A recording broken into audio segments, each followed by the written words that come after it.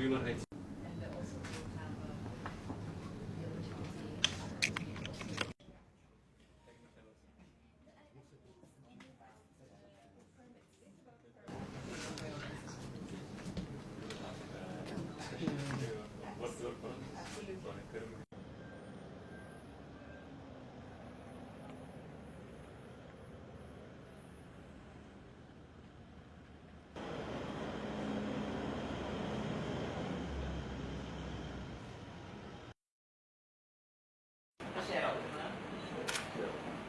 Så hvordan var reisen din?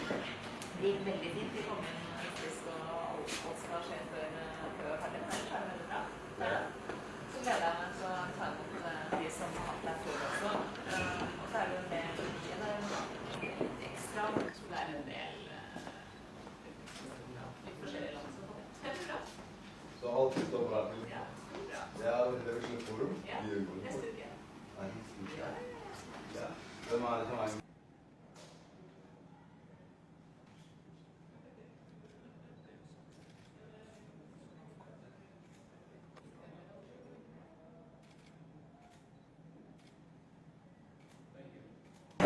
Det er ikke så fint som kontor.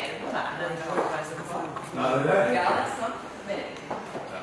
Ja. Men det ser veldig sånn ut. Det er liksom samme oppsett. Ja.